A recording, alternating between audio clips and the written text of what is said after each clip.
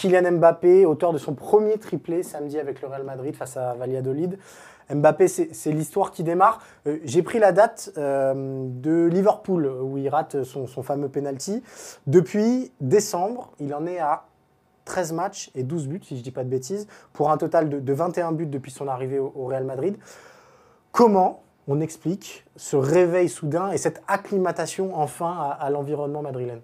Alors, Mbappé a pris la parole plusieurs fois ces derniers temps et lui-même l'explique justement par ce fameux temps d'adaptation dont il avait besoin.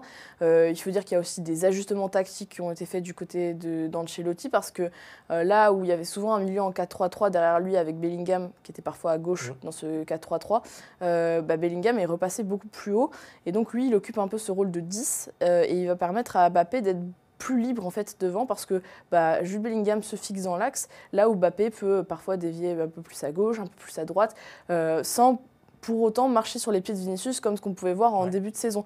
Parce que justement, il y a ce point de repère, ce point d'ancrage qu'est Jude Bellingham. Aujourd'hui, Mbappé, il a la totale liberté devant.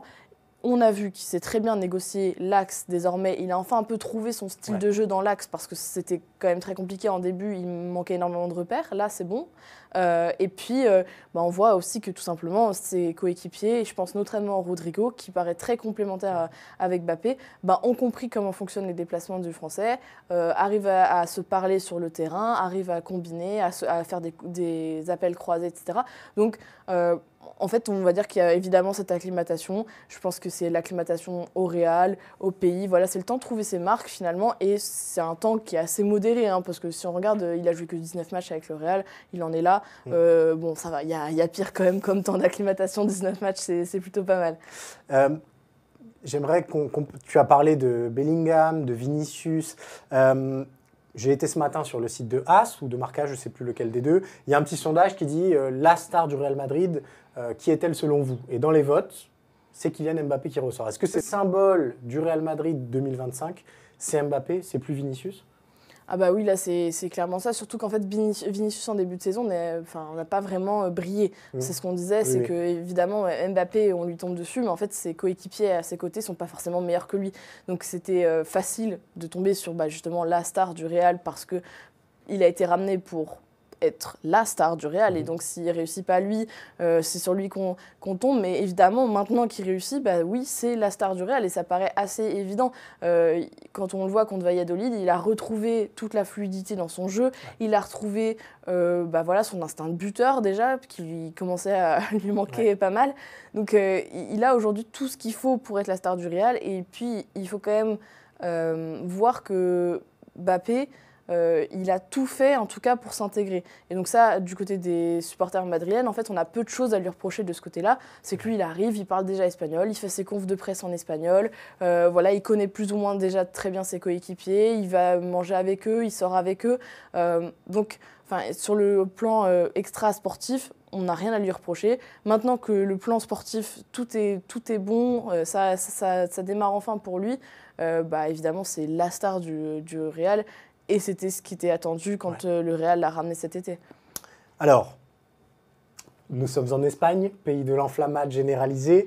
Thomas Roncero, que vous avez sans doute déjà vu, éditorialiste connu pour ses interventions dans El Chiringuito notamment, a écrit sa chronique dans AS en écrivant « S'il continue comme ça, il finira par être plus fort que le meilleur des Cristiano Ronaldo au Real Madrid ». Est-ce que c'est une enflammade individuelle ou est-ce que c'est quand même un sentiment qui domine de on a potentiellement, parce que Mbappé a 26 ans, potentiellement peut-être l'un des meilleurs joueurs qu'on n'a jamais vu au Real Madrid s'il continue sur sa lancée? Alors, c'est plutôt une enflammade individuelle, parce qu'en fait, si on regarde du côté des supporters, ils sont évidemment très heureux de voir que Mbappé performe à ce niveau-là, qu'il arrive à marquer un triplé comme ce week-end. Sauf qu'il y en a des plus pragmatiques qui vont dire triplé contre Valladolid. Valladolid, dernier de Liga. Le doublé, la précédente journée de Liga, c'était contre Las Palmas. Las Palmas, pareil, qui est dans le bas de tableau. Si on prend pareil le but contre Leipzig, c'est des clubs qui ne sont pas forcément en réussite actuellement. Si Mbappé veut vraiment un jour se dire qu'il peut être à la table entre guillemets de Ronaldo au Real Madrid, il faut qu'il marque des buts très importants, qu'il marque en finale de Ligue des Champions, qu'il marque pour qualifier le Real en finale de Ligue des Champions, qu'il marque peut-être le but du titre. Bon, même si là, pour l'instant, ils ont beaucoup d'avance, donc on ne va pas être sur une course au titre effrénée en Liga, mais il faut qu'il soit important dans les matchs importants. Et parce que c'est aussi ce qu'attendent les supporters du Real. Ils sont très exigeants, les supporters du Real. Et effectivement, un triplé contre Valladolid avec la fluidité, la beauté de ses gestes, etc., bah, ça fait plaisir aux supporters. Mais les supporters, ce qu'ils veulent surtout, c'est